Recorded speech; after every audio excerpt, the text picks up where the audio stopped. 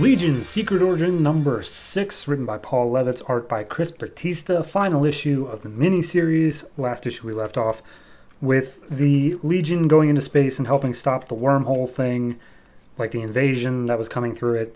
Meanwhile, the security directorate Mycroft was being possessed by some darkness, and it was going to kill R.J. Brand. Okay, this issue picks up with the Brand and all that, and Mycroft is narrating, just be like, I've always kind of wanted to kill Brand, like, for the sake of the United Planets. So I'm just gonna cause this to be like, it's gonna look like an assassin tried to do it, and none of his Legionnaires were there to save him. And then we'll fold the Legionnaires into the security directorate, and you will no longer have your private army, Brand. And no one will suspect me because I'll also be injured in the ensuing explosion. So farewell. And then he clicks a button that's supposedly a bomb. And then he looks over and it's like, oh God, no, that's not possible. As this itty-bitty little fly that was on Brand's shoulder transforms into Chameleon Lad, who's like, guess you didn't expect him to have 2 bodyguards, did ya? And he picks up the bomb, throws it away, and then starts going after Mycroft. Mycroft takes one of the drones that was carrying the unconscious Brand and just directs it in Chameleon Lad, and starts firing at him. Then we cut over to Vrildox, or whatever his name is, and just Brainiac, and Phantom Girl, and he's like, Phantom Girl, you didn't tell me that your dimension also existed on a different plane of time. And she's like, I guess it didn't come up. I don't know. I'm not the scientist type. And then he just spouts off some mumbo-jumbo saying, like, yes, of course, with an asynchronous drive, something, I can do it. I can totally destroy it. And then they flip over to out in space, where the Legion's being congratulated for helping defeat the wormhole and all the people through it. And they're basically all just patting themselves on the back, being like, we'll always be here to help, Admiral. The Legion has your back. And then they're like, but what happens if more of them come through? And he's like, well, the Legion has your back. But then the Brainiac comes over the intercom and be like, hey, by the way, I know how to destroy it. So, yeah, there's that. Cut back to Chameleon Lad. Apparently he just took out the drone in the ensuing pages, transformed into some weird squid monster, and is trying to attack Mycroft, get some answers out of why he's trying to kill Brand. And as he is investigating, he's like, you're kind of reminding me of that assassin that Saturn Girl said that she couldn't get any information from, which would make sense, but that means that they can also reach the security directorate, and that's an issue. I wonder, how do I keep Brand safe from that? Meanwhile, the darkness is literally right behind him. So then Brainiac explains his plan and says, like, here's the deal. If we take a time bubble and we rig it a certain way and we fly it into the wormhole, it'll explode through time as well as space, therefore closing the wormhole. I'm going to do it myself. And I probably won't die because of my personal shield, but, there is a chance. And so I don't even remember his name. The dude on the cover with the red and like the falcon on his chest, whoever that one is, Ultra dude. So they stand off for a few seconds saying like, oh yeah, you're going to be the big guy saving the world, little man. And so then Phantom Girl jumps in the middle and be like, okay, boys, stop your fighting. If before you do this, I'd like to take the ship so I can go back home and say bye to everybody. So I'm just going to do that. And they're like, Phantom Girl, if you fly that ship in there, it's going to explode. She's like, don't worry about it. And she flies it over into the wormhole and it explodes. So there was that.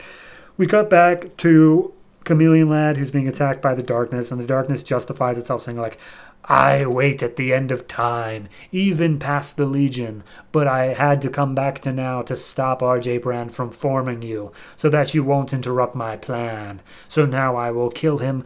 Aye! And because they blew up the wormhole through time, somehow that also kills him, despite the fact he's on a planet completely separated from it. Regardless, wormhole closed, RJ Brand wakes up, and Chameleon Lad's like, I have no idea what happened, but you're safe, sir.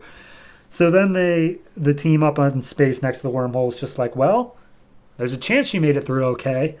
But they're like, well, regardless, Brainiac, if you can just grow up and stop treating everything so scientifically. Have a little bit of heart. You would be a real Legionnaire.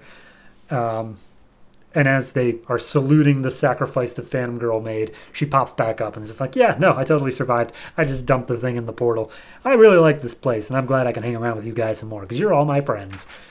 So then some time passes, and apparently, like, Mycroft, Brand's not pressing any charges, but as long as they stop trying to take away his Legion, and everything's all hunky-dory, and the Legion's being honored with some big thing. They've got a whole bunch of new recruits all lined up.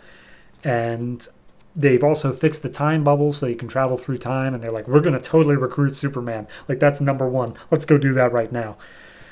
Meanwhile, back in the security directorate, they're like, I sense that darkness. Yes, it disappeared, but it will come again one day. And I think I can make out a name. The Time Trapper. But regardless of when it comes back, the Legion will be there waiting. Long live the Legion. It's fine. It's okay. Like, I was super confused. Like, here's the thing. The Legion books have always been confusing to me because it's just a billion characters and they don't do anything to, like, properly set them up. This book at least took it slowly. It started with 3, and then it just, like, added one maybe every, like, 7 pages or so. But it did it slow enough that I, like, understood who they were and what their powers were for the most part. There were still some issues there. But it's just kind of an origin story, and a very, like, long-term one at that. This wasn't some big event that was like, this needs to get resolved now. It was a wormhole that just was slowly growing over time, and then when it got to be a big enough problem in issue 5, they dealt with it. Like, this was the least biggest threat possible. This was just a slow growth of the Legion, which is fine.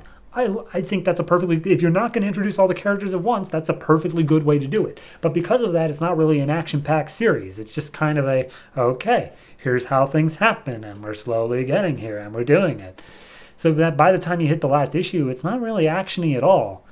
Issue 5 wrapped up the big fight. Issue 6 had the Time Trapper, but then he didn't even do anything.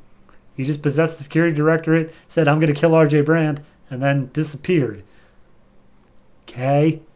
So, it's a fine miniseries.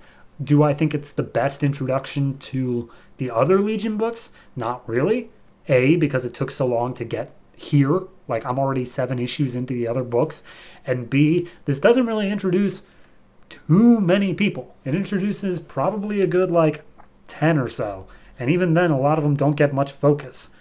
So, yeah, it's overall as a series, I give it, maybe a 6 on average. This particular issue, I give a 6 itself. So, long live the Legion, but I don't need it.